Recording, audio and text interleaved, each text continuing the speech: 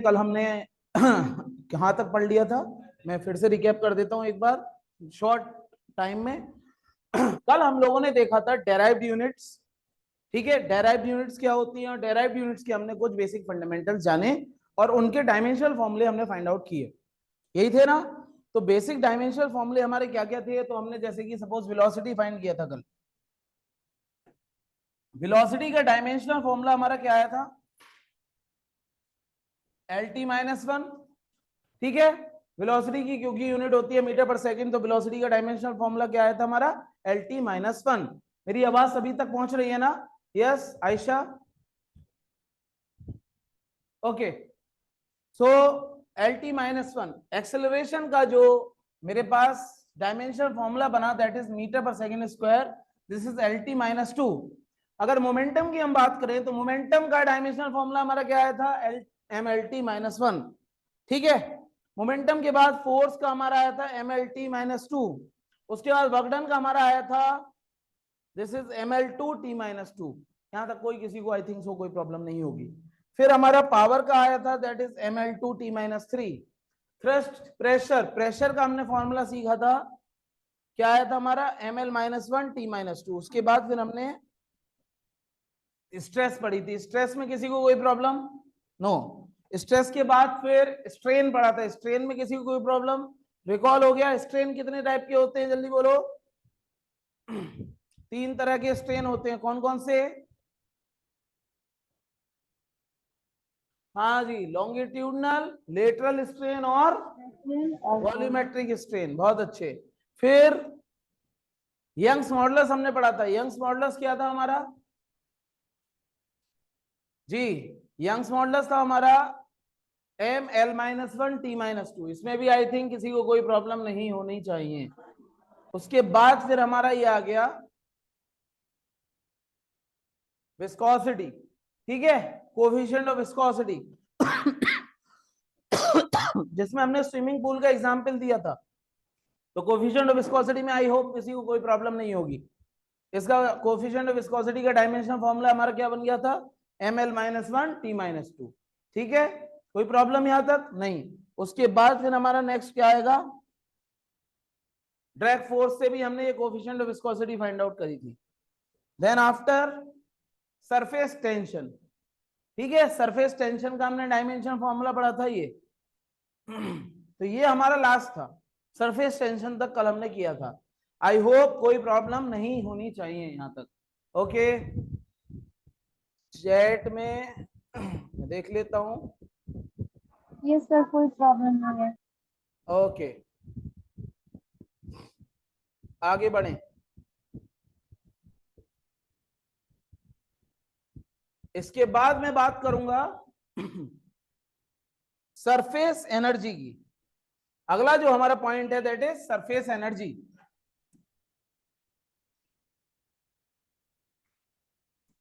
What is this surface energy? Surface energy क्या होती है? अगर मैं किसी भी सरफेस पर कोई लिक्विड या फ्लूइड डाल दूं, ठीक है, और उसका एरिया वाइप कर दूं, उसको वाइप कर दूं, वाइप एकदम क्लियर, तो उसका सरफेस एरिया बढ़ जाएगा, हाँ या ना? उसका सरफेस एरिया बढ़ेगा, बढ़ेगा या नहीं बढ़ेगा? बिल्कुल बढ़ेगा। तो सरफेस एरिया बढ़ेगा तो मैंने क्या किया? वर्क डन किया। मैंने जितना वर्क डन किया उतना ही उसका सरफेस एरिया बढ़ा। ठीक है, तो work done per unit area, इसको और डिटेल में हम बाद में पढ़ेंगे फ्लूइड मैकेनिक्स का जब चैप्टर पढ़ेंगे। तो work done per unit area is known as what? Surface energy. कितना मैंने काम किया पर यूनिट एरिया, उसको हम क्या बोलेंगे? Surface energy. उसको हम बोलेंगे सरफेस एनर्जी। ठीक है, तो सरफेस एनर्जी का डायमेंशन फॉर्मूला क्या होगा? सरफेस एनर्जी सिग्मा से डिनोट की जाती है, that is work done per unit area. Work done per unit area, that is surface energy. Okay Mantasha, are you able to listening me? Work done per unit area that is known as surface energy. Work done हमारा हो जाएगा, जल्दी बोलो, work done का dimension formula अब तक तो बोलना चाहिए, तेज तेज बोलो जल्दी से। क्या होगा वर्क डन का? ML2T-2। बहुत बढ़िया। और एरिया का? L2। कुछ कटा? L2 से L2 कटा, MT-2 बचा, तो ये हमारा क्या हो गया, सरफेस एनर्जी। अब आप ध्यान दीजिए, सरफेस एनर्जी का फॉर्मूला कुछ कुछ किसकी तरह लग रहा है, बहुत बढ़िया मंतशा, सही लिखा है आपने। तो सरफेस एनर्जी का फॉर्मूला सरफेस टेंशन के बराबर ही है। सरफेस एनर्जी का फॉर्मूला सरफेस टेंशन के बराबर है। जैसा आपका डायमेंशन सरफेस टेंशन में था वैसे ही डायमेंशन आपका सरफेस एनर्जी में मिला। यहां तक कोई प्रॉब्लम, बिल्कुल कॉमन सी बात हो गई। आगे बढ़े, इसके बाद हम बात करते हैं अगला टाइम पीरियड।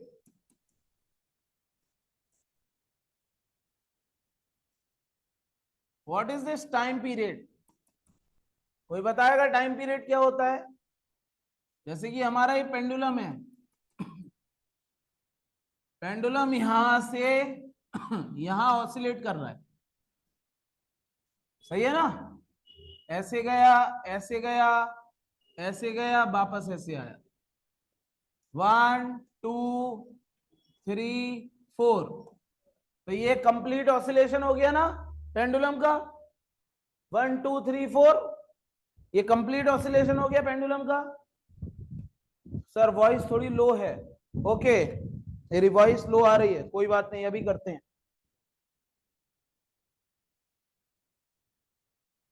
हेलो, अब चेक करिए, अब ओके, मेरी वॉइस सही है अब? ठीक है, ठीक है, आगे बढ़ते हैं। तो टाइम पीरियड, टाइम पीरियड का फॉर्मूला क्या होगा? डायमेंशन फॉर्मूला सेम ही है, आयशा कह रही है सेम ही है, लेकिन यहाँ पर यूट्यूब वाले जो इंस्ट्रक्टर हैं वो हमें बता रहे हैं कि आवाज प्रॉपर है। एक मिनट में फिर ट्राई करता हूं।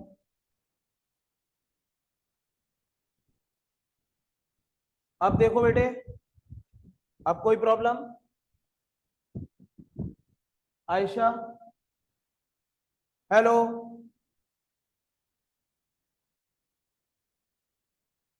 ठीक है, ओके फाइन आयशा, तो मेरी आवाज अब प्रॉपर हो गई है, अब ठीक है, कोई प्रॉब्लम नहीं है।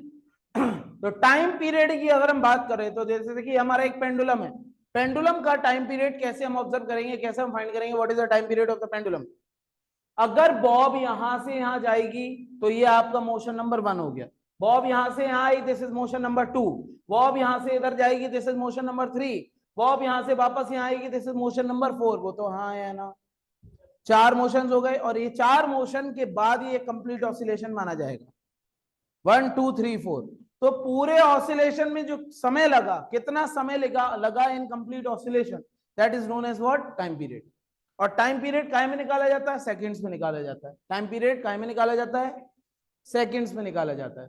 तो टाइम पीरियड सेकंड में निकाला जाता है, इसलिए टाइम पीरियड का जो डायमेंशन होगा, डायमेंशन फॉर्मूला होगा, वो क्या होगा?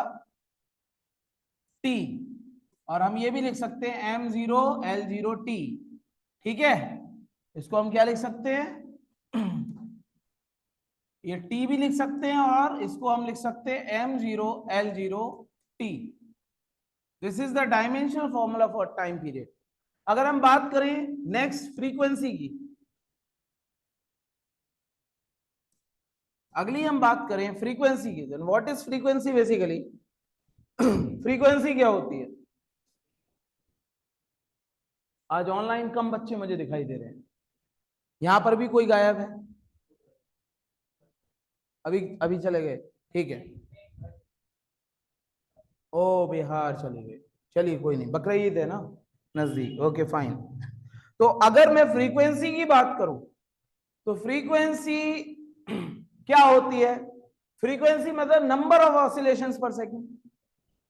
फ्रीक्वेंसी मतलब नंबर ऑफ ऑसिलेशंस पर सेकंड। तो ये फ्रीक्वेंसी को हम न्यू से रिप्रेजेंट करते हैं, दिस इज व्हाट, न्यू। और न्यू इक्वल्स टू 1/t होता है। Nu is equals to 1/t, means reciprocal of the time period. तो फ्रीक्वेंसी के डायमेंशंस क्या आएंगे मेरे बच्चों? न्यू के जो डायमेंशंस आएंगे that is m0l0t -1. This is the dimension for the frequency. Is that clear all of you? This is the dimension for the frequency. I hope you may understand this. Okay, fine. So this is the dimension for the frequency. आगे बढ़ते हैं। इसके बाद हम बात करते हैं, this is हो गया wavelength. Next is wavelength. What is wavelength? Basically wavelength को हम लैम्डा से रिप्रेजेंट करते हैं। Wavelength is basically represented by the lambda. और लैम्डा क्या होता है? अगर ये कोई वेव है तो वेव की जो लेंथ है, वेवलेंथ, वो यहां से यहां तक ही तो होती है, क्रेस्ट टू क्रेस्ट लैम्डा। बोलो हाँ या ना? समझ में आ गई बात? This is the wavelength, this is the wavelength. तो वेवलेंथ का जो यूनिट आएगी वो क्या आएगी? Metre, not mt-2, it is metre. Wavelength length ही तो है, हाँ या ना? तो वेवलेंथ की जो यूनिट आएगी वो क्या आएगी? मीटर। तो मीटर की डायमेंशन क्या बनेगी? एल। मीटर की डायमेंशन क्या बनेगी? एल। वेरी गुड, ओके, बहुत बढ़िया आयशा। मीटर की डायमेंशन एल बनेगी। तो यहां पर लैम्डा की जो डायमेंशन होगी दैट इज मीटर और एल। और इसको हम ऐसे भी लिख सकते हैं m0 l t0, ये भी इसको लिखा जा सकता है m0 l t0। This is also the dimension for wavelength. बोलो यहां तक कोई प्रॉब्लम? बहुत बढ़िया। वेवलेंथ के बाद अगर मैं बात करूं अपनी नेक्स्ट टर्मिनोलॉजी की, दैट इज व्हाट? एनर्जी। एक बार मैं एनर्जी का फिर बताऊंगा जिससे कि आप भूले ना। एनर्जी की क्या होती है? जल्दी बोलो सब लोग। कल मैंने सिखाई थी आप लोगों को एनर्जी की, यस, ऑनलाइन। एनर्जी की डायमेंशन क्या होती है? बताओ मेरे बच्चों। एनर्जी इक्वल्स टू क्या होती है? mL2T-2। बहुत सही, बिल्कुल सही। This is the dimension for energy, mL2T-2। This is the dimension for energy. तो अगर ये एनर्जी की हमारी डायमेंशन हो गई that is mL2T-2, is that any problem? No problem. अब मैं अगर बात करूं फोटोन की, फोटोन वही होता है जो फोटो में काम आता है। फोटो मतलब लाइट, फोटो मतलब लाइट। गाने भी बने इस पे, तू खींच मेरी फोटो, फोटो। फोटो मतलब photon, light. Okay, photosynthesis, light. समझ में आई बात? तो फोटो मतलब फोटोन्स से रिलेशन है इसका। फोटोसिंथेसिस, फोटोग्राफी, ठीक है, photo chemical effect, photo electric effect, ये सब क्या है? ये लाइट से रिलेटेड है, फोटोन से रिलेटेड है। तो फोटोन क्या होता है? फोटोन एक पैकेट ऑफ एनर्जी होता है, जैसे कि सब जानते हैं photon is a packet of energy, और we can say that it is the smallest unit of light energy. बहुत बढ़िया, स्मॉलेस्ट यूनिट होती है लाइट की, फोटोन। तो अगर मैं बात करूं फोटोन की एनर्जी की, तो energy of photon, energy of photon depend करती है किस पर? फ्रीक्वेंसी पर। Energy of photon depends on the frequency. सही है? Energy of photon depends on the frequency. How? कैसे? और इज डायरेक्टली प्रोपोर्शनलिटी का साइन है। पहले हम देखते हैं कैसे। अगर फ्रीक्वेंसी बढ़ेगी तो फोटोन की एनर्जी बढ़ेगी, अगर फ्रीक्वेंसी कम होगी तो फोटोन की एनर्जी कम होगी। हमारी जो लाइट है वो ये 7 तरह की होती है, 7 कलर्स की होती है। VIBGYOR, क्या यही होती है हमारी लाइट? VIBGYOR, बिल्कुल ठीक। तो अगर मैं बात करूं इन 7 कलर्स की, तो सबसे ज्यादा फ्रीक्वेंसी किसकी होती है? बताइए, कमेंट करिए, सबसे ज्यादा फ्रीक्वेंसी किसकी होती है? Red, no, wrong answer. Violet, बिल्कुल सही, red is wrong answer Mantasha. Violet, violet की सबसे ज्यादा फ्रीक्वेंसी होती है। फ्रीक्वेंसी ऊपर की साइड इंक्रीज होती है। अगर हम बात करें वेवलेंथ की, तो वेवलेंथ नीचे की साइड इंक्रीज होती है। फ्रीक्वेंसी ऊपर की साइड जाते हैं तो इंक्रीज होती है, वेवलेंथ नीचे की साइड जाते हैं तो इंक्रीज होती है। तो हाँ, अब हम देखें अगर एनर्जी, तो एनर्जी किसकी ज्यादा है? वॉयलेट कलर के फोटोन की एनर्जी ज्यादा है या रेड कलर के फोटोन की एनर्जी ज्यादा है? वॉयलेट कलर के फोटोन की एनर्जी ज्यादा है और रेड कलर के फोटोन की एनर्जी कम है। ठीक है भाई, तो हम अगर इसको इसमें इंप्लीमेंट करेंगे तो एनर्जी डायरेक्टली प्रोपोर्शनलिटी का साइन हटाएंगे तो कांस्टेंट लगाना पड़ेगा। तो एनर्जी क्या हो जाएगी? E equals to H nu, E is equals to H nu. H जो होगा that is constant of proportionality and that is known as Planck's constant. Planck's constant, H को हम प्लैंक्स कांस्टेंट बोलते हैं।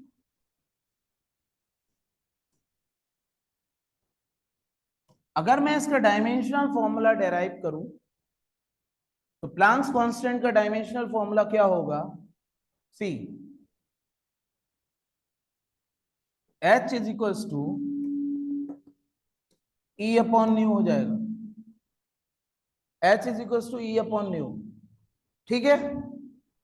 और मैं अगर E की बात करूं तो E के डायमेंशन जल्दी बोलो सब लोग, क्या होगा?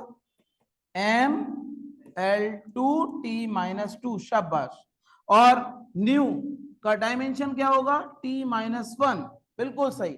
अगर मैं इसको डायमेंशनली चेकआउट करूं तो ये क्या बन जाएगा? ML2T minus 1। This is the dimensional formula for the Planck's constant. I hope you everybody understand this very well. Crystal clear?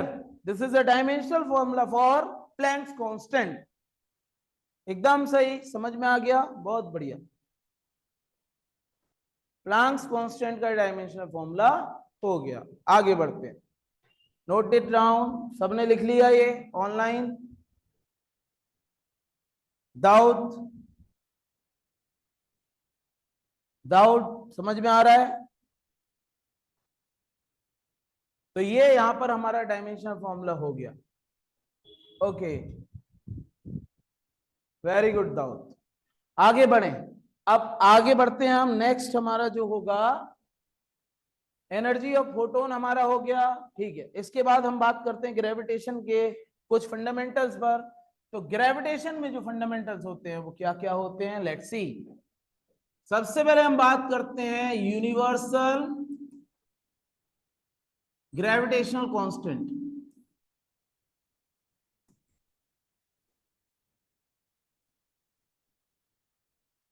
और यूनिवर्सल ग्रेविटेशनल कांस्टेंट हमारा होता है capital G. Universal gravitational constant हमारा होता है कैपिटल जी। Very good. तो universal gravitational constant capital G होता है। तो अगर मैं बात करूं इसके डायमेंशनल फॉर्मूले की, F is equals to capital G M M over R square, क्या यही फॉर्मूला होता है एवरीबॉडी? बिल्कुल सही, क्या यही फॉर्मूला है? एकदम क्लियर। तो F is equals to capital G M M over R square. अगर मैं कैपिटल जी की बात करूं तो वो क्या हो जाएगा? F R square over M M, F R square over M M. This is the formula for capital G. And if I take these dimensions, then this is mlt minus 2 into L2 over m2। क्या मैंने सही लिखा है? Force के लिए mlt minus 2 लिख दिया, r के लिए मैंने L2 लिख दिया और m into m के लिए मैंने m2 लिख दिया। Is that any problem? एकदम क्लियर हो गई बात? बहुत अच्छे। तो अगर मैंने इसको सॉल्व किया, सिंप्लीफाई किया, तो क्या हो जाएगा? Capital G equals to, yes online कोई बताना चाहेगा क्या होगा कैपिटल जी का? एनीबॉडी? बोल भी सकते हैं आप लोग। अब यहां पर स्पीकर्स ऑन है, ऑनलाइन वाले बच्चे। एम L3 m minus 1 आएगा बच्चे, m minus 1, because here is 2 and here is 1 only. So with this 2 will go upward, then it will become -2. So m -1 L3 and t negative 2. I hope this is clear to all of you. Yes, sir. This is the dimension for capital G, and this is the universal gravitational constant. And universal gravitational constant you have learned in 9th class, 9th standard, 9th grade. And in the universal gravitational constant you are calculated what? Acceleration due to gravity. और आपने ये भी जाना था कि universal gravitational constant हर जगह constant रहता है, हर जगह सेम रहता है. यूनिवर्सल ग्रेविटेशनल कांस्टेंट कभी बदलता नहीं है, कहीं भी, कभी भी, किसी भी यूनिवर्स में. यहां तक बात समझ में आ गई? कोई प्रॉब्लम, किसी भी तरह की कोई दिक्कत वाली बात आई होप नहीं है. अगर मैं बात करूं अगले अपने पैरामीटर की, तो अगला पैरामीटर हमारा है acceleration due to gravity. Acceleration due to gravity. What is this acceleration due to gravity? Small g. Again, this is the acceleration. Again, this is only the acceleration. Is that clear, all of you? This is basically a acceleration. Acceleration due to gravity is basically an acceleration. So how can we find out its dimensions? This dimensions is actually equal to the acceleration. Very good. Its dimensions are equally to the acceleration. So we can say that the dimensions of capital G equals to LT minus 2. Understand? This is equivalent to the acceleration because it is the acceleration due to gravity. Next thing is escape velocity. अगली जो चीज हम पढ़ने वाले हैं that is escape velocity. What is this escape velocity? Take it. Escape velocity. What is this escape velocity, please? क्या होगा? जरा इसके बारे में थोड़ी सी बात करते हैं हम अपनी नेक्स्ट स्लाइड में. मान लीजिए हमारी धरती माता है, सही है, और इस पर एक ऑब्जेक्ट है.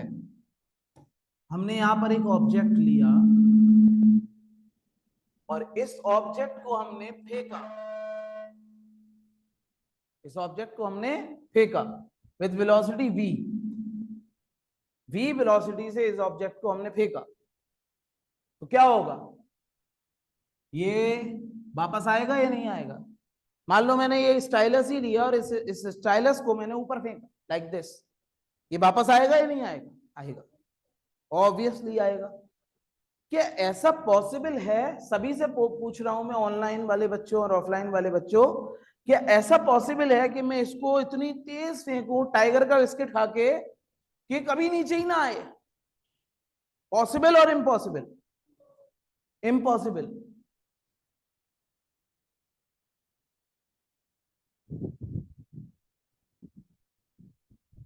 दाऊद पूछ रहे हैं कि सर आप अभी सिर्फ फॉर्मूला और कॉन्सेप्ट बता रहे हैं, न्यूमेरिकल्स कब कराएंगे? बेटे दाऊद, एक्चुअली जो डायमेंशंस हैं, पहले डायमेंशंस हमें समझनी होंगी.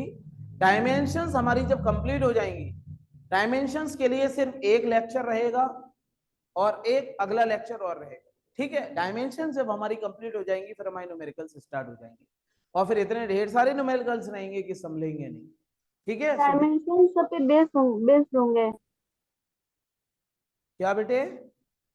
डायमेंशन पे बेस्ड होंगे क्या? हाँ, डायमेंशंस तो पहले अभी बहुत सारी रह गई हैं हमारी. ओके, तो डायमेंशंस हमारी कंप्लीट होते ही हम न्यूमेरिकल्स करने लगेंगे. आगे बढ़े. अगर हम अर्थ पर एक कोई ऑब्जेक्ट ले, इसको हम फेंकें, मैं क्या बता रहा था? एस्केप वेलोसिटी बता रहा था. तो एस्केप वेलोसिटी, भाई ऐसा कोई पॉसिबल है कि मैंने अगर कोई ऑब्जेक्ट ऊपर को फेंका और ये वापस ही ना आए नीचे? क्या ऐसा पॉसिबल है? है या नहीं है? नो.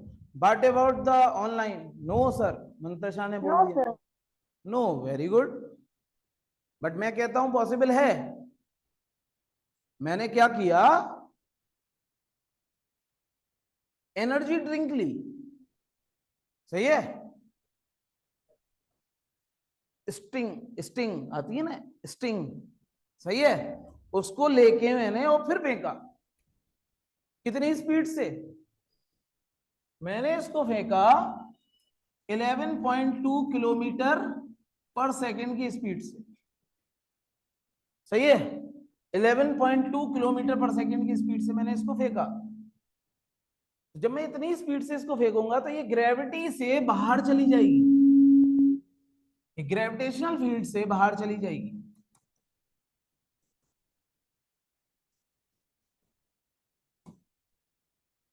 ठीक है, और जब ये ग्रेविटेशनल फील्ड से बाहर चली जाएगी तो ये वापस कभी नहीं आएगी, it will not return back. तो इसको हम क्या कहते हैं,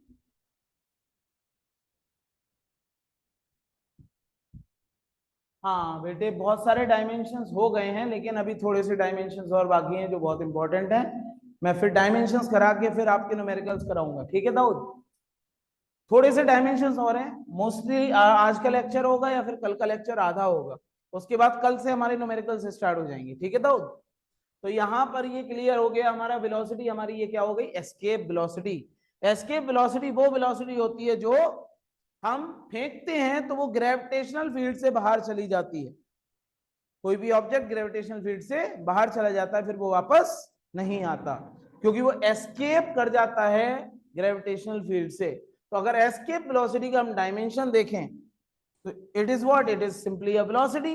तो dimension for escape velocity is what, क्या होगा डायमेंशन एस्केप वेलोसिटी का, that is V escape equals to, होता कितना है, this is 11.2 kilometre per second, और what about the dimensions, dimension होगा L T minus one, simply escape velocity का dimension हो जाएगा एल टी माइनस वन।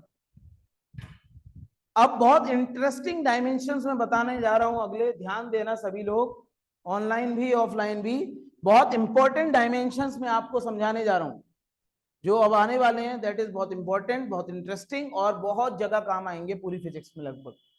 तो अब ध्यान दीजिएगा अगले डायमेंशंस पर, अपनी कॉपी के पेज के 3 पार्ट्स कर लें।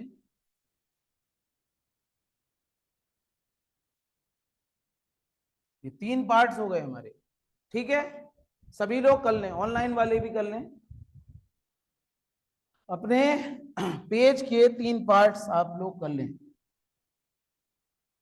पहले पार्ट में इधर लिख दें लीनियर मोशन, लीनियर मोशन। दूसरे पार्ट में आप कर लें एंगुलर मोशन, एंगुलर मोशन। और तीसरे पार्ट में आप कर लें dimensional, dimension of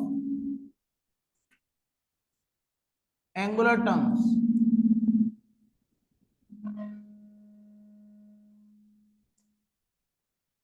dimensions of angular terms, ठीक है, ये तीसरे पार्ट में हम कर लेते हैं, dimensions of angular terms, linear motion, angular motion, dimensions of angular terms.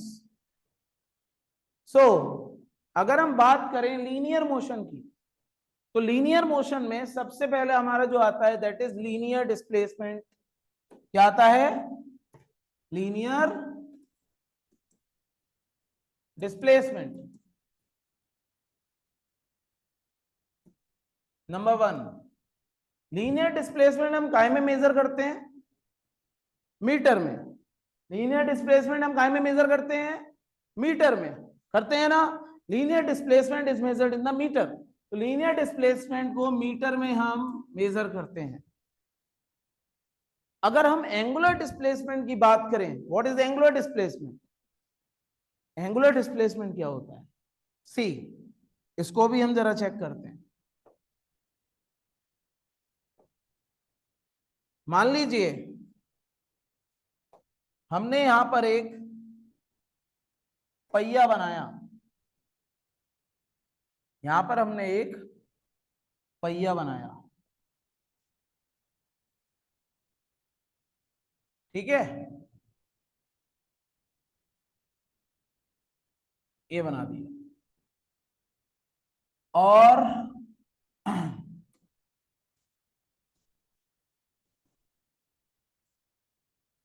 इसको हमने फिल कर दिया।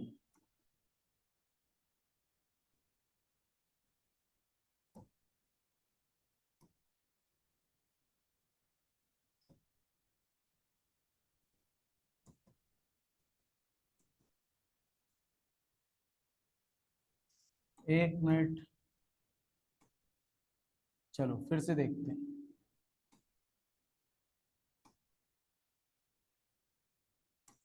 ये हमारा एक पहिया बना और इसको हमने फिल कर दिया येलो कलर से। ओके,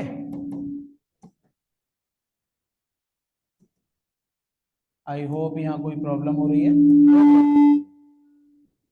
अब ठीक है, येलो कलर से हमने ये पहिया फिल कर दिया, सही है ना। अब देखें यहां पर अगर मैं बात करूं,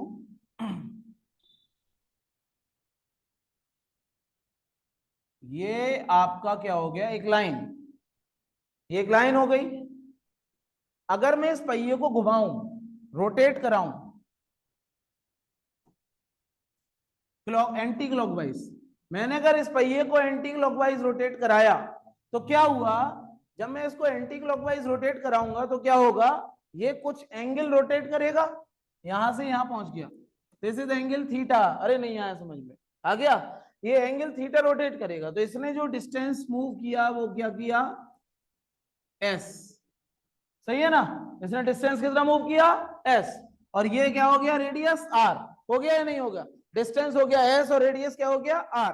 तो अगर मैं इसके रोटेशन की बात करूं तो this is angle is what, angular displacement, theta is what, angular displacement, मतलब कोई भी ऑब्जेक्ट कितने एंगल घूमा, लीनियर डिस्प्लेसमेंट मतलब कोई भी ऑब्जेक्ट कितने दूरी चला, एंगुलर डिस्प्लेसमेंट मतलब कोई भी ऑब्जेक्ट कितना एंगल घूमा, this is the angular displacement. तो अगर मैं एंगुलर डिस्प्लेसमेंट की बात करूं, एंगुलर डिस्प्लेसमेंट तो क्या आ जाएगा, थीटा, और थीटा काय में नापा जाता है, रेडियंस में नापा जाता है, थीटा जो नापा जाता है वो रेडियंस में नापा जाता है। ठीक है बच्चों, समझ में आया, थीटा रेडियंस में नापा जाता है, और थीटा का डायमेंशन अगर हम फाइंड करें तो डायमेंशंस और theta will be what,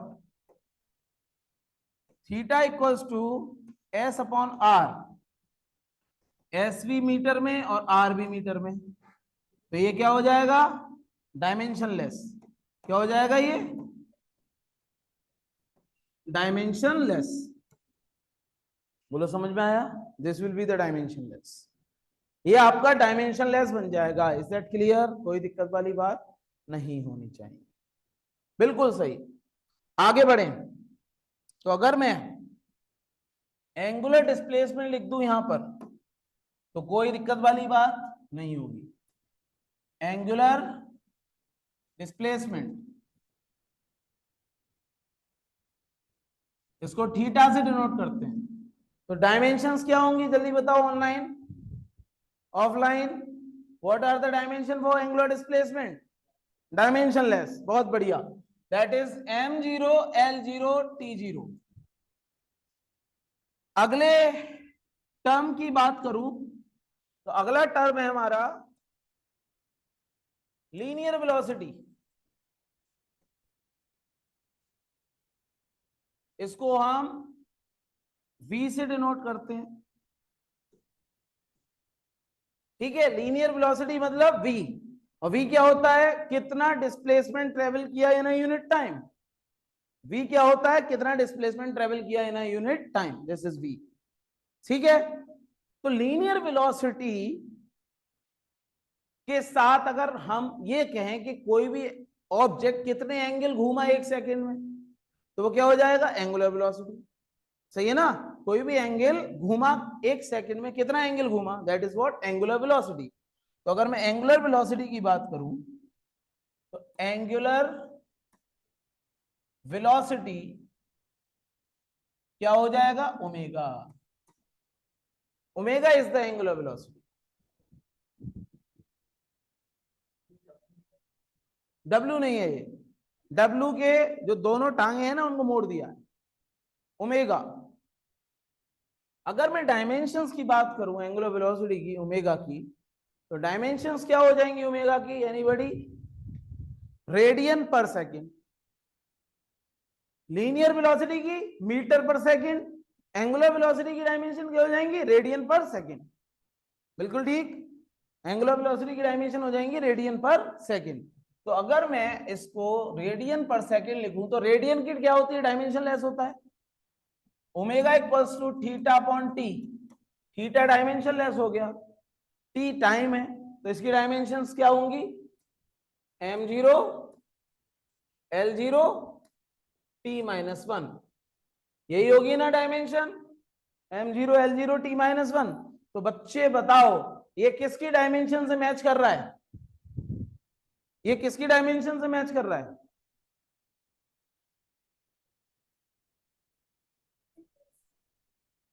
frequency. बहुत बढ़िया, अभी तो पढ़ाई थी मैंने।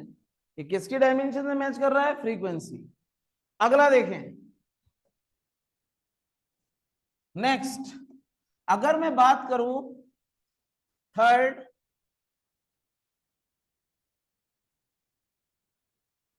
Linear acceleration.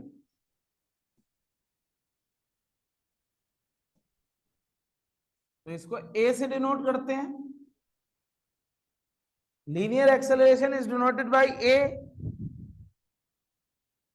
Angular acceleration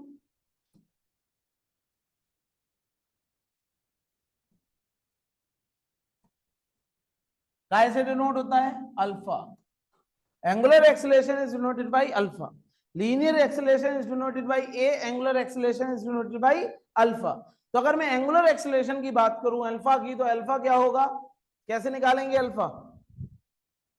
alpha is what? Radian per second square. Alpha is what? Radian per second square. जो एंगुलर वेलोसिटी है वो रेडियन पर सेकेंड है, और जो अल्फा है वो that is radian per second square. तो रेडियन पर सेकेंड स्क्वायर का डायमेंशन क्या होगा? That is m0 l0 t-2। क्या मैंने सही लिखा है? Alpha equals to delta omega upon time. जैसे a is equals to delta V upon T होता है, ऐसे ही alpha is equals to delta omega over time होता है। Online students comment me any problem? सबको समझ में आ रहा है? ओके गुड, आगे बढ़ते हैं। नेक्स्ट हम बात करें अगर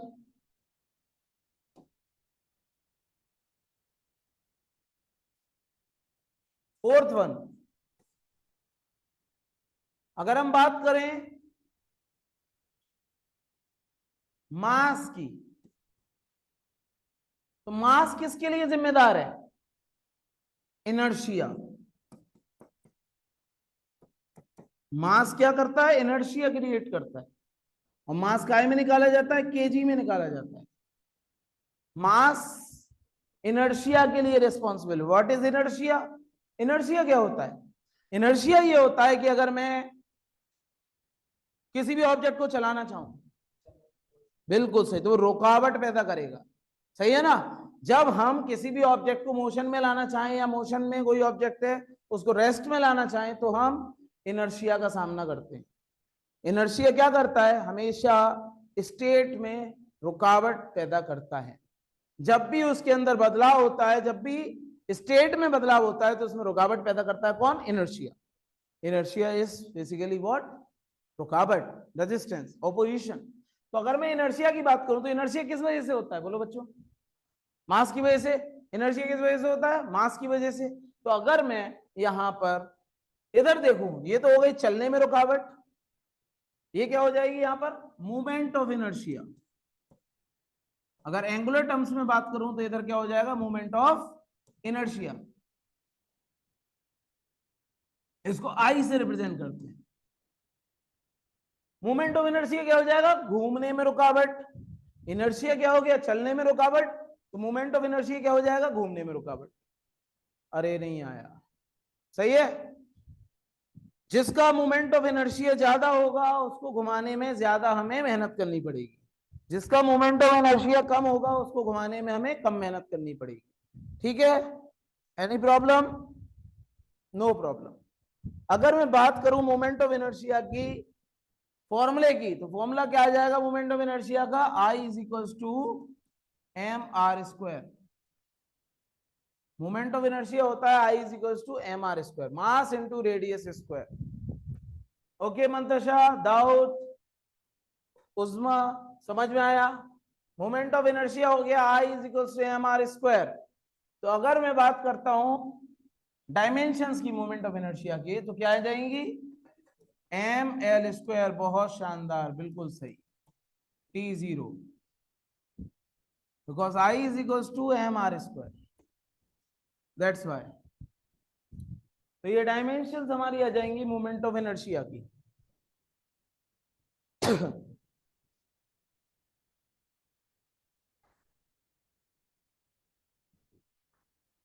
क्या यहां तक कोई प्रॉब्लम? एकदम क्लियर सभी लोग? आगे बढ़ते हैं। अगर हम बात करें अगला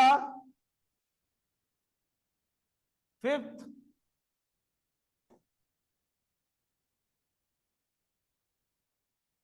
अगर हम बात करें मोमेंटम की, तो इधर क्या आएगा? Linear momentum. क्या आएगा इधर? Linear momentum.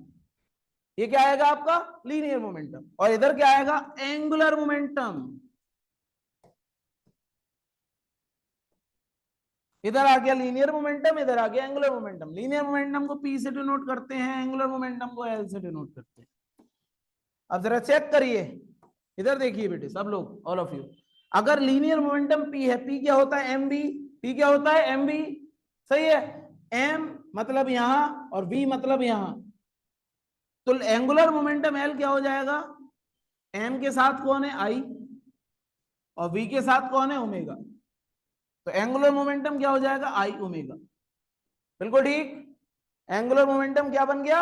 I omega. Linear momentum हो गया mv और एंगुलर मोमेंटम क्या हो गया? I omega. यहां तक कोई प्रॉब्लम? एकदम क्लियर, समझ में आ गई बात? अगर मैं एंगुलर मोमेंटम की डायमेंशंस का पता करूं, बहुत शानदार, वेरी गुड, ml2 t-1, क्योंकि हम I को और ओमेगा को मिलाने वाले हैं। I आपका ये हो गया और ओमेगा आपका ये हो गया, बहुत बढ़िया। तो ml2 t-1 आ जाएगा, ml2 t-1। अब एक चीज और बता दो चेक करके कि ये किसकी डायमेंशन से मैच कर रहा है?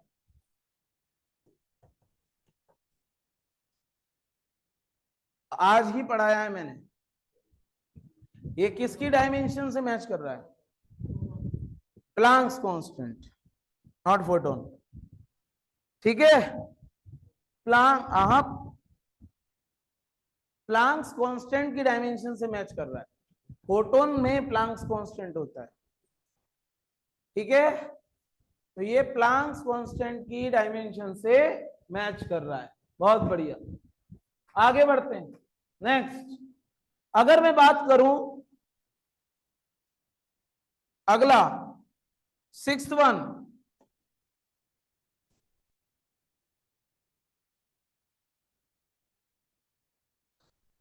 अगला मैं बात करता हूं फोर्स।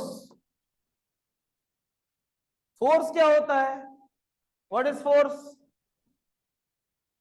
फोर्स होता है F is equal to mass into acceleration, सही है ना?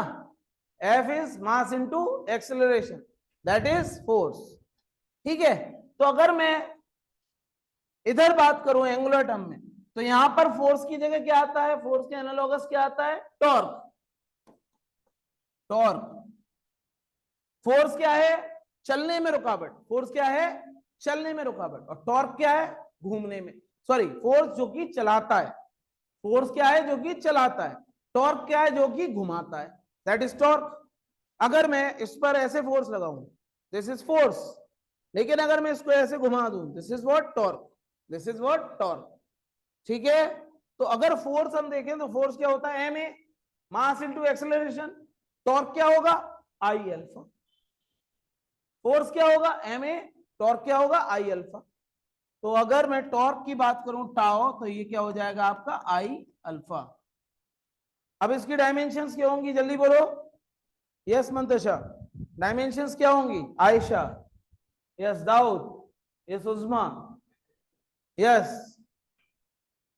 सानिया,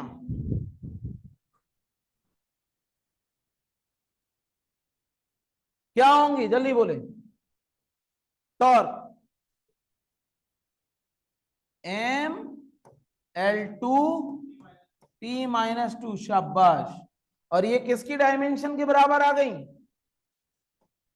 आई अल्फा। ये किसकी डायमेंशन के बराबर है, एनर्जी, बिल्कुल सही, ये एनर्जी की डायमेंशन के बराबर आ गई। तो टॉर्क की डायमेंशन एनर्जी की डायमेंशन के इक्विवेलेंट होती है। यहां तक कोई problem, these are the dimensional formulas for this.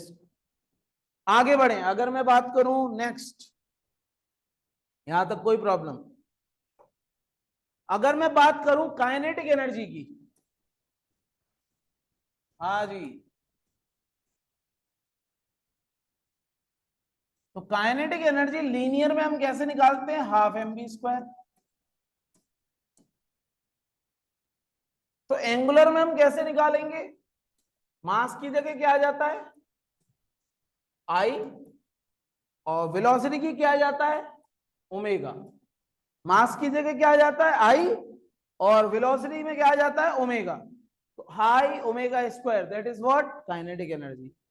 बिल्कुल सही है ना, half I omega square, that is what, kinetic energy. तो अगर इस दोनों की डायमेंशन चेक करें क्या सेम आ रही है या नहीं, चेक कर लेते हैं डायमेंशंस। एनर्जी की डायमेंशंस क्या होती है, ml2t-2, तो इसकी भी ml2t-2 होनी चाहिए, दैट इज ml2t-2 ही होगा। और अगर इसकी भी बात करें तो इसकी भी डायमेंशन सेम आएंगी, आप चेक कर सकते हैं, आएंगी या नहीं आएंगी। एंगुलर काइनेटिक एनर्जी ही बोलते हैं, ठीक है। अब जैसे कि हम इसकी बात करेंगे लीनियर मोशन, कि कोई भी चीज वेलोसिटी से चल रही है, उसका मास m है।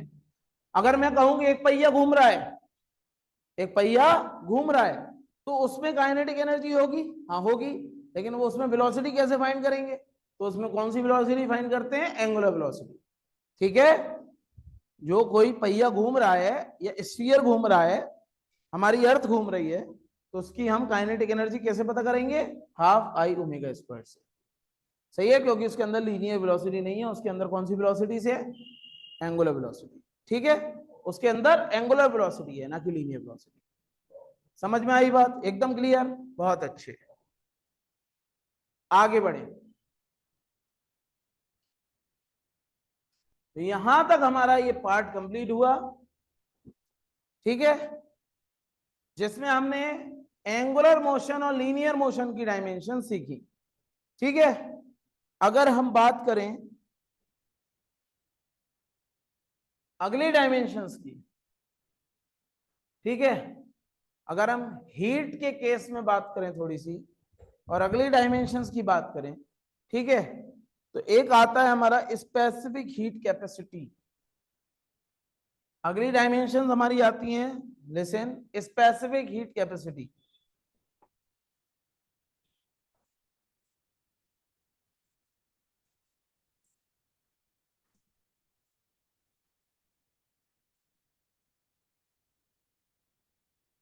स्पेसिफिक हीट कैपेसिटी क्या होती है,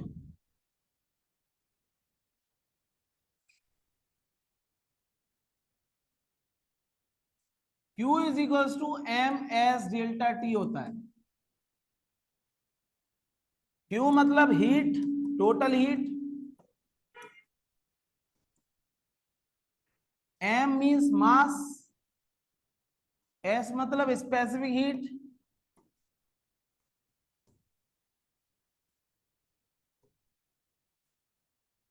और डेल्टा टी मतलब चेंज इन टेम्परेचर।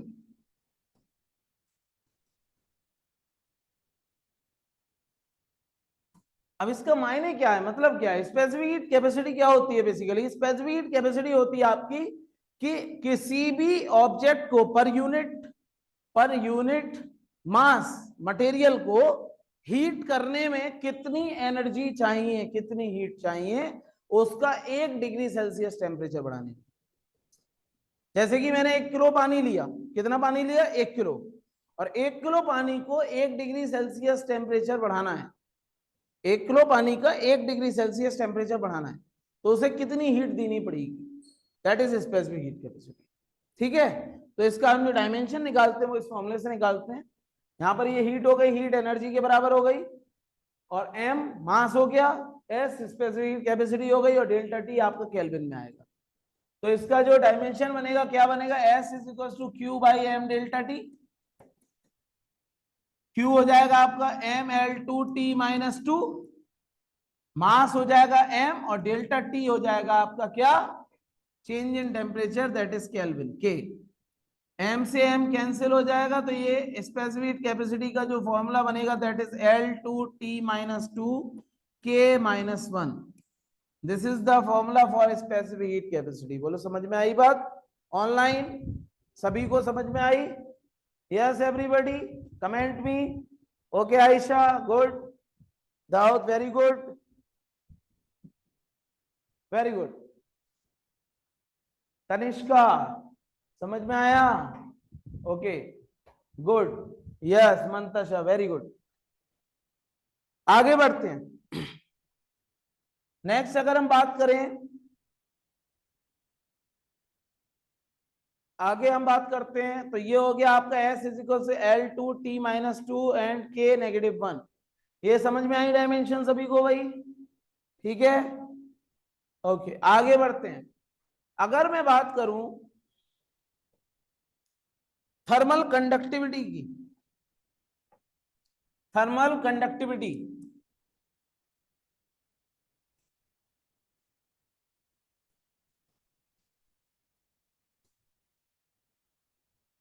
इसकी भी डायमेंशंस आ जाती हैं, थर्मल कंडक्टिविटी। तो थर्मल कंडक्टिविटी क्या होती है? अगर मान लीजिए कोई दीवार है,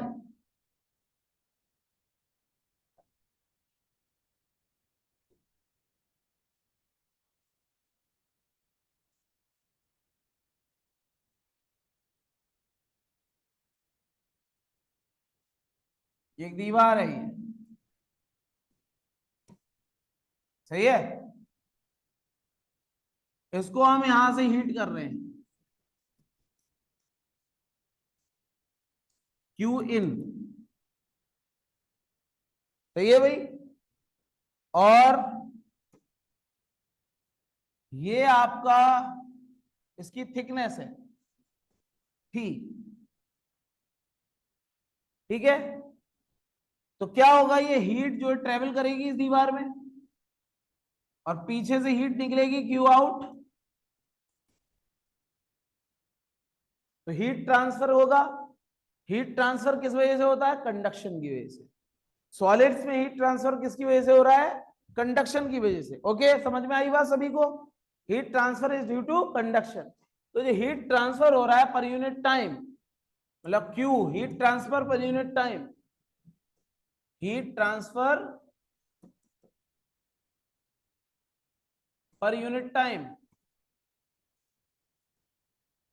कितना हो रहा है? ये डायरेक्टली प्रोपोर्शनल होता है किसके? एरिया के, एरिया ऑफ द बॉल के, सही है। और डायरेक्टली प्रोपोर्शनल होता है चेंज इन टेम्परेचर के, डेल्टा टी के। यहां पर टेम्परेचर कुछ है T1, यहां पर टेम्परेचर कुछ है T2, तो T1 से T2 का डिफरेंस, चेंज इन टेम्परेचर, क्योंकि यहां पर टेम्परेचर कम होगा, ज्यादा होगा, यहां पर टेम्परेचर कम होगा, जितना डिफरेंस होगा टेम्परेचर का उतनी तेजी से हीट ट्रांसफर होगा। अगर टेम्परेचर का डिफरेंस कम रहा तो हीट स्लोली ट्रांसफर होगी। समझ में आई बात? तो चेंज इन टेम्परेचर के डायरेक्टली प्रोपोर्शनल रहता है, अपॉन डिस्टेंस थिकनेस के इनवर्सली प्रोपोर्शनल होता है। अगर दीवार ज्यादा मोटी होगी तो हीट ट्रांसफर कम होगा, अगर दीवार कम मोटी होगी तो हीट ट्रांसफर ज्यादा होगा। समझ में आई बात? हीट अगर मोटी दीवार होगी तो कम ट्रांसफर करेगी हीट, अगर पतली दीवार होगी तो हीट ज्यादा ट्रांसफर होगी। तो अगर मैं बात करूं डायरेक्टली प्रोपोर्शनलिटी के साइन को हटाने की, तो डायरेक्टली प्रोपोर्शनलिटी का साइन कैसे हटेगा? एक कांस्टेंट लगा के। हटता है ना भाई, क्या लोग सब लोग, हटता है ना? डायरेक्टली प्रोपोर्शनलिटी का साइन कब हटता है? जब एक कांस्टेंट लगा देते हैं। तो हम कांस्टेंट कौन सा लगाएंगे? That is q is equal to K A delta T by T. q is equal to K A delta T by T. बहुत बढ़िया।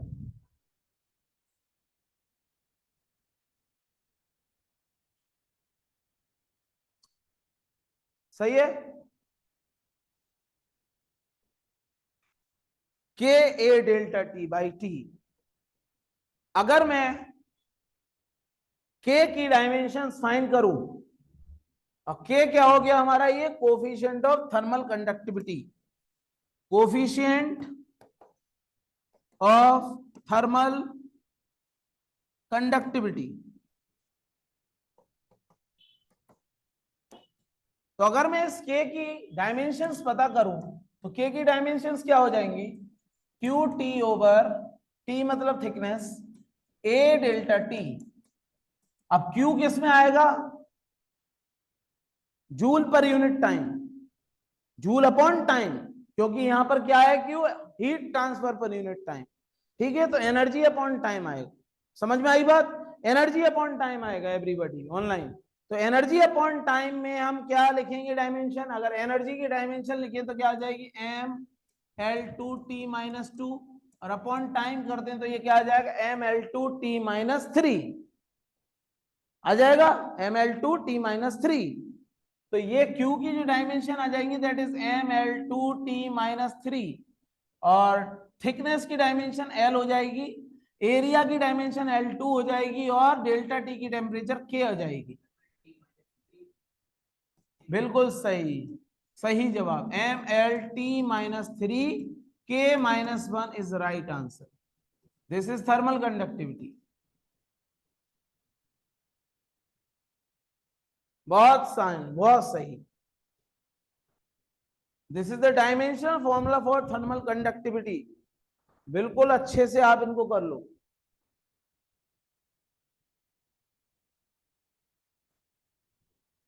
समझ में आया?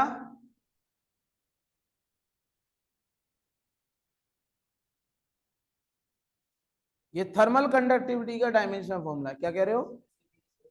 हाँ, अब ऐसे भी डिस्कस करेंगे। अब लास्ट मोमेंट है, ऐसे भी डिस्कस करेंगे।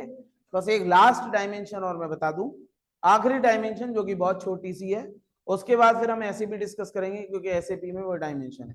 और इसके बाद अब बस एक दो डायमेंशन और बची हैं, उसके बाद फिर हम कल से हम न्यूमेरिकल से स्टार्ट कर देंगे।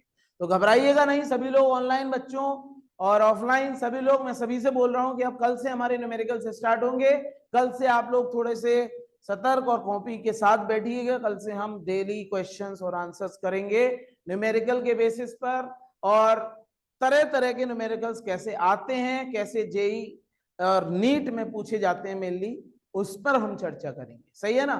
तो नीट के जो पीवाईक्यूज हैं वो किस किस तरह से आए हैं डायमेंशनल फॉर्मूले पर बेस्ड, और किस किस तरह से हम उनको सॉल्व करते हैं, वो हम कल से सीखेंगे। ठीक है, आगे बढ़ते हैं। अब अगला जो डायमेंशन है हमारा, that is what?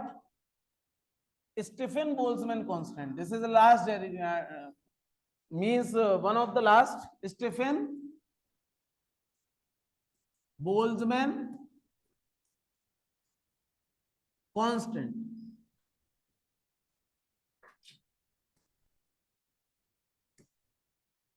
एक हमारा होता है हीट ट्रांसफर थ्रू रेडिएशन, एक हमारा होता है हीट ट्रांसफर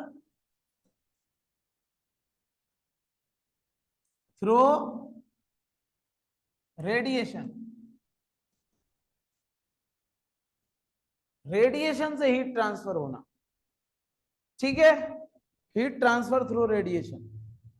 तो अगर हीट ट्रांसफर थ्रू रेडिएशन की बात की जाए, तो जैसे सूरज की रोशनी हम पर गिरती है, सूरज की रोशनी हम पर गिरती है, तो क्या आ रहा है? हीट फ्लक्स आ रहा है हमारे ऊपर। क्या आ रहा है? हीट फ्लक्स आ रहा है। सही है ना?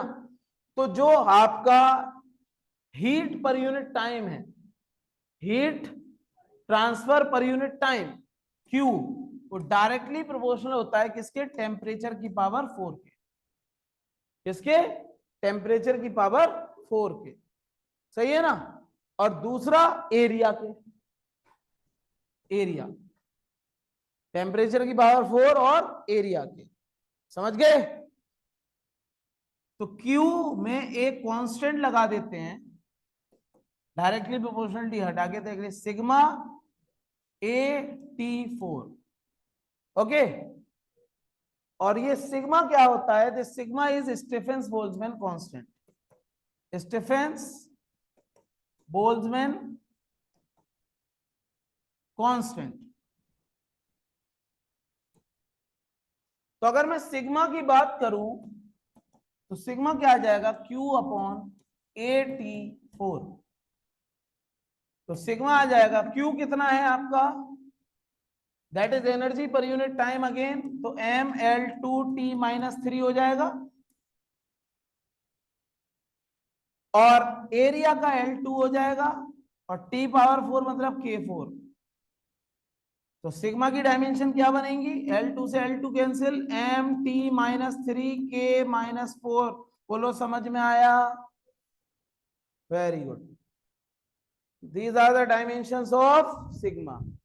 ओके रुफैदा, समझ में आया बेटा, this is the dimension for sigma. बहुत बढ़िया, आगे बढ़ते हैं। यहां तक ये आज की डायमेंशंस हम लास्ट करते हैं, ओवर करते हैं। यहां तक हमारी डायमेंशंस काफी ज्यादा कंप्लीट हो गई, काफी हद तक कंप्लीट हो गई। अब कल हम कुछ डायमेंशंस और पढ़ेंगे इलेक्ट्रिसिटी से रिलेटेड जो है, जैसे कि रेजिस्टेंस है, रेजिस्टिविटी है, वोल्टेज है, करंट है, ठीक है, इस तरह की कंडक्टेंस है, कंडक्टिविटी है, इस तरह की डायमेंशन थोड़ी और जानेंगे। उसके बाद फिर हम सवालों पे आ जाएंगे, न्यूमेरिकल्स पे, ठीक है। तो सभी लोग ऑनलाइन ऑफलाइन सभी लोग घबराइए मत, अब हम कल से न्यूमेरिकल्स की तरफ आ रहे हैं। और न्यूमेरिकल्स को बहुत अच्छे से, वो ध्यान से आप लोगों को समझना है, क्योंकि बिना न्यूमेरिकल्स के क्या होगा, हम अधूरे रहेंगे, ठीक है। और न्यूमेरिकल्स की प्रैक्टिस हमारी बहुत तेज होनी चाहिए। अब जरा एसएपी हम डिस्कस और कर लेते हैं, यहां तक हमारी बात बिल्कुल कंप्लीट हो गई। अब हम आते हैं अपने, कल जो हमने होमवर्क दिया था आपको, कल जो हमारी एसएपी गई थी आपके लिए, उस पर और हम डिस्कशन कर लेते हैं एक बार, तो फिर हमारा टास्क आज का कंप्लीट हो जाएगा। तो अगर हम बात करें एसएपी फिजिक्स की,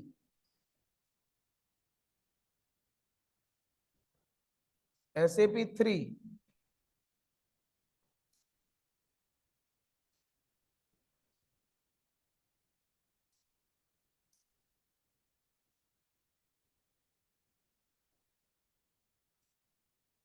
वन, हाँ हाँ,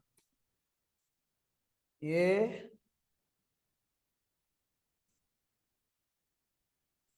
फिजिक्स की एसएपी ये है, एसएपी 3। तो चेक कर लेते हैं एसएपी 3 एक बार, आई होप सबको समझ में आएगी। और ये सिर्फ कुछ ही लोगों ने शायद करी है। आइए चेक करते हैं SAP 3।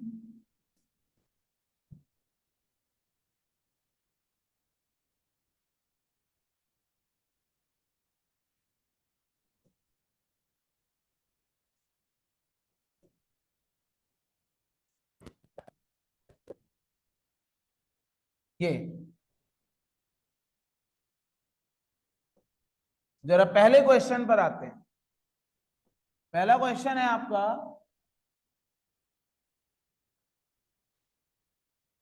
The MKS unit of coefficient of viscosity. Coefficient of viscosity की एमकेएस यूनिट क्या है? मैं आपको कोफिशिएंट ऑफ विस्कोसिटी समझा चुका हूं सभी को, जल्दी बताओ मुझे क्या ऑप्शन होगा इसका। कोफिशिएंट ऑफ विस्कोसिटी कैसे निकालते हैं? Eta is equals to, eta का फॉर्मूला क्या सिखाया था मैंने,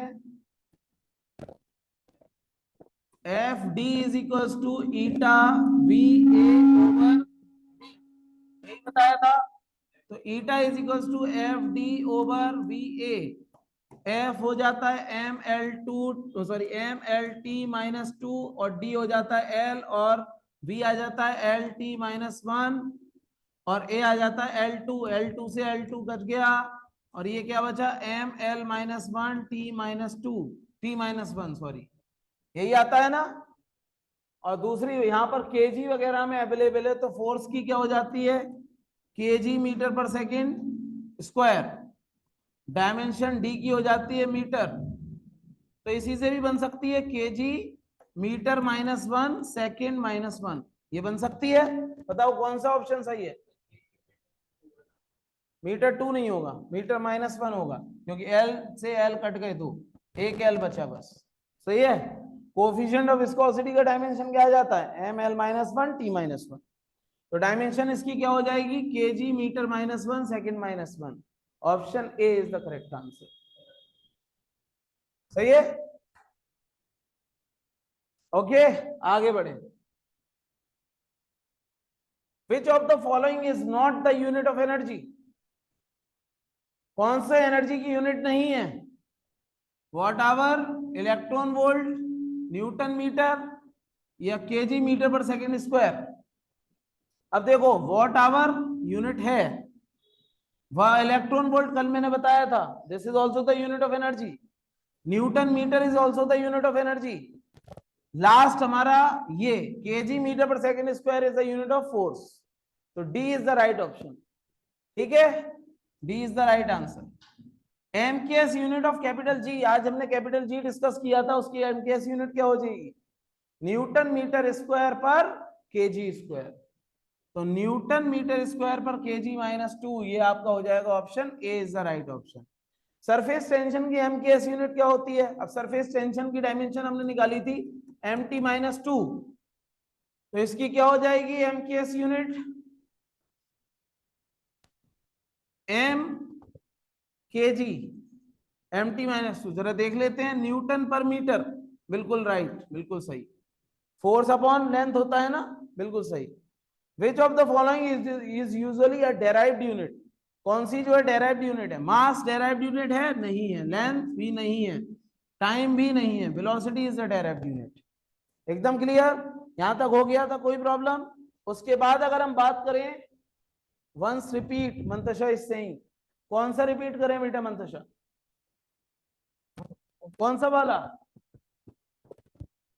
फर्स्ट सेकंड थर्ड फोर्थ, क्या रिपीट करने को कह रहे हैं आप,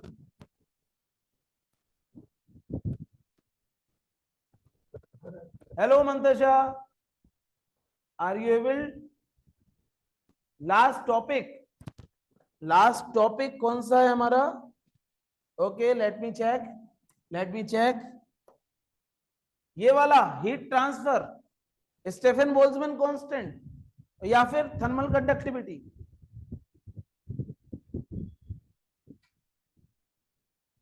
ये वाला, ओके फाइन।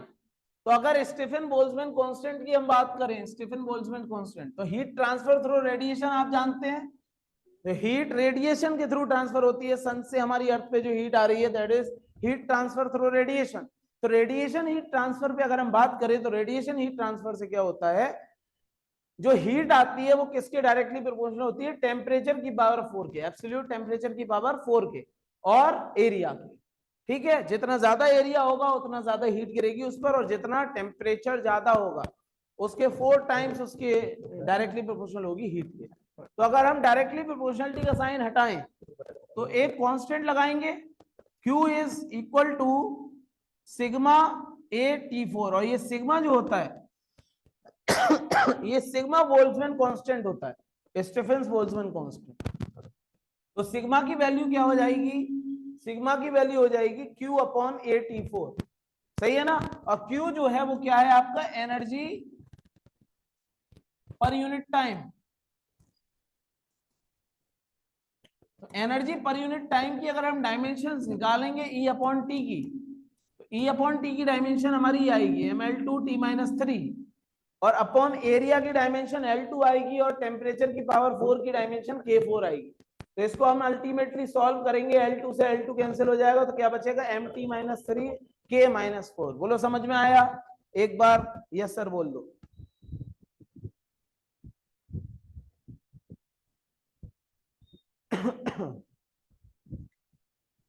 बहुत बढ़िया, आगे बढ़े। इसके बाद फिर हमारी एसएपी पे हम आते हैं नेक्स्ट। फिर हमने क्या देखा, फिर हमने देखा convert the value of capital G की वैल्यू सीजीएस सिस्टम में कन्वर्ट करनी है। कैसे करेंगे? कुछ रीजन से ज्यादा काम होता है, ये हकीकत बात है। हमने बताया था, Reference से आज कैपिटल जी हमने पढ़ा था। तो सीजीएस सिस्टम में कन्वर्ट करना हम सिखाएंगे कल जब हम न्यूमेरिकल करेंगे तब। ये भी हम कल सिखाएंगे जब हम न्यूमेरिकल करेंगे तब। सही है ना? आज न्यूमेरिकल नहीं हो पाए, कल हम करेंगे। अब इधर dimension of torque, dimension of angular momentum, dimension of surface tension, ये मैं सिखा चुका हूं। डायमेंशन ऑफ एनर्जी बता चुका हूं। Dimension of power, energy upon time निकालना। डायमेंशन ऑफ वेलोसिटी ग्रेडियंट, ये अच्छा है। डायमेंशन ऑफ वेलोसिटी ग्रेडियंट, ये वेलोसिटी ग्रेडियंट क्या होता है? वेलोसिटी ग्रेडियंट होता है v velocity upon length, velocity per unit displacement. ठीक है, तो इसका डायमेंशन क्या आएगा? L T minus 1 upon L. L से एल कैंसिल, वेलोसिटी ग्रेडियंट का आएगा टी माइनस 1। वेलोसिटी ग्रेडियंट का डायमेंशन आएगा टी माइनस 1। अगला आ गया प्रेशर। प्रेशर का डायमेंशन क्या आएगा? प्रेशर ग्रेडियंट, तो ये हो जाएगा P अपॉन एल। जहां भी ग्रेडियंट शब्द दिखता है, याद रख लेना, जहां भी ग्रेडियंट शब्द दिखाई देता है वहां पर हम किससे डिवाइड कर देते हैं? डिस्प्लेसमेंट से डिवाइड कर देते हैं। सही है? तो आपका जो प्रेशर ग्रेडियंट हो जाएगा that is pressure upon length. उसके बाद एस्केप वेलोसिटी आज मैं बता चुका हूं। सही है? पूरी एसएपी हमारी डिस्कस हो चुकी है, कोई दिक्कत वाली बात नहीं होनी चाहिए। तो ये एसएपी हमारी कंप्लीट हो गई। Good luck. तो यहाँ हम अपना सेशन एंड कर देते हैं। All the best all of you, God bless you. 5 दिन के लिए आप लाइव ज्वाइन कर सकते हैं, और बैच को अगर ज्वाइन करना तो बैच को ज्वाइन करने के लिए आप डायरेक्ट हमसे जुड़ सकते हैं, क्योंकि 5 दिन पहले अगर कोई ज्वाइन कर रहा है थ्रू दिस डेमो चलते चलते तब तक ज्वाइन कर ले वो, तो उसको हम ऑलरेडी 5000 रुपीज का डिस्काउंट है ना, वन टाइम पेमेंट करने पे ऑफलाइन मोड में अगर ज्वाइन करता है तो, और 3000 रुपीज का डिस्काउंट अगर वो ऑनलाइन मोड में ज्वाइन करता है तो। ठीक है, ह्यूमैनिटीज का बैच हो, कॉमर्स का बैच हो, नीट हो या जेई हो, फीस वैसे बहुत कम रखा है हम लोगों ने। इसकी फीस मात्र नीट और जेई की 45,000 है, और इसकी 25,000 है ना। ह्यूमैनिटीज और कॉमर्स की ऑनलाइन की फीस 13,000 है ना, 13,000 रुपए है। और यहाँ पे भी ऑनलाइन की फीस 13,000 रुपीज है नीट और जेई का। साथ साथ कंप्लीट फीचर हमने कल रिवील किया था कि क्या क्या खास चीजें हम देने वाले हैं। ये बताना जरूरी था कि हम लोग जो डेमो बैच दे रहे थे चैनल पे, स्पेसिफिक चैनल हमारा बनाया है नीट और जेई के लिए, जिसका लिंक हमने ऑलरेडी डिस्क्रिप्शन में आपको दे रखा है। बाकी हर अपने सोर्सेज पे हमने इसको शेयर कर रखा है, तो आप वहां पर जाकर के हमारे चैनल को सब्सक्राइब कर सकते हैं, specially for NEET JEE and humanities and commerce. ठीक है, आज से क्लासेस शुरू है। 5 दिन का फ्री डेमो है, 5 दिन का फ्री डेमो, 1 दिन लो, 2 दिन, 3 दिन, 4 दिन। इनफैक्ट हम संडे का टेस्ट जो नीट जेई पैटर्न पे हम ले रहे हैं वो भी हम आपको फ्री में दे रहे हैं। फ्री एक्सेस लेने के लिए आपको हमारे ऐप पे आना पड़ेगा, और ऐप में जुड़ने के लिए आपको इस नंबर पे कांटेक्ट करना पड़ेगा ना। इस नंबर पे कांटेक्ट करके आप हमारे ऐप में जुड़ करके और आप डायरेक्ट 1-to-1 अपने टीचर से डाउट पूछ सकते हैं, और एसएपीज जो हम देंगे उसका आप लाइव वर्जन ले सकते हैं, उसका फायदा उठा सकते हैं। तो YouTube पे कराने से बेहतर ये डिसाइड हुआ है कि हम आपको ऐप के अंदर, आप हमारे इमेज क्लास के ऐप में, इनफैक्ट लेक्चर हम बिल्कुल डाउनलोड, लेक्चर हम प्रीमियर कर देंगे अगले दिन। जो भी वीडियोस हम पढ़ाएंगे, जो भी हम लेक्चर्स पढ़ाएंगे, उसको अगले दिन प्रीमियर कर देंगे। तो एक छोटा सा इंफॉर्मेशन देने के लिए हम लाइव आए थे आपको, खासकर कि आप हमारा नीट जेई का 11th का इन शानदार फैकल्टीज के साथ जुनून बैच ज्वाइन कर सकते हैं। और ह्यूमैनिटीज एंड कॉमर्स की ये शानदार टीम है, और नीट और जेई की ये शानदार टीम है। ठीक है बच्चों, मिलते हैं जल्दी। शाम में 4 बजे से बैचेस हैं, तो आप जल्द से जल्द ज्वाइन कर लें। डेमो है 5 दिन का। ठीक है, बाय बाय, अल्लाह हाफिज। कांटेक्ट नंबर ये दे रखा है, आप ज्वाइन करने के लिए नंबर दे रखा है, इस नंबर पे कांटेक्ट कर सकते हैं। वैसे पूरी टीम ना, ये ह्यूमैनिटीज और कॉमर्स की जो पूरी टीम है ये आपको देख सकते हैं। सारी चीजें हम लोगों ने कल बता दिया क्या क्या खास है। ये फैकल्टीज हैं नीट और जेई के लिए, और कुछ कुछ हमारे पुराने रिजल्ट्स हैं, उसके बाद कुछ नए फीचर्स जो हम लोगों ने रिवील किए हैं। ये सारे शानदार फीचर्स के साथ हम लोग आए हैं इस बार नीट और जेई के लिए। ये शानदार फीचर है, कुछ शानदार फीचर है, और ये यूनिक फीचर है जो अलग चीज है हमारे लिए, है ना। तो मल्टी स्टेज मॉनिटरिंग के साथ ये क्लास की टाइमिंग थी जिससे आपको डेमो बैच करना है। ये मॉड्यूल और बैग वगैरह हम लोग देने वाले हैं। और ये फीस जिसके बारे में मैं अभी बता रहा था आपको, जिसपे मैंने ऑलरेडी 5000 रुपीज का डिस्काउंट दे दिया है। जब तक डेमो चल रहा है तब तक आप ज्वाइन कर लें अगर, तो 5000 रुपीज का डिस्काउंट है ये। अब -5000 सिर्फ 40,000 रुपीज में, जिसमें जीएसटी ऑलरेडी इंक्लूडेड रहेगा, मॉड्यूल इंक्लूडेड रहेगा। ठीक है, सेम 3000 रुपीज का डिस्काउंट है यहाँ पे। यहाँ पे भी 3000 रुपए का डिस्काउंट है। ठीक है, और इसकी फीस अब 10,000 रुपए हो जाएगी कंप्लीट फीस, जिसमें 3000 रुपए का जो मॉड्यूल है वो भी हम उनको सेंड करेंगे उनके पोस्टल एड्रेस पे, ऑनलाइन वाले बच्चों, और ऑफलाइन वाले को तो मॉड्यूल मिलेगा ही। अब इस बैच की फीस मात्र 20,000 रुपीज है। टिल आप 5 दिन का मौका है, आप डेमो लेते रहे और बैच को ज्वाइन करते रहे। और बैच ज्वाइन करने के लिए सेंटर्स हैं, हमारे सेंटर्स पे आके भी बैच का डिटेल ऑफलाइन मोड में हमसे पढ़ सकते हैं। ठीक है, चलिए, अल्लाह हाफिज।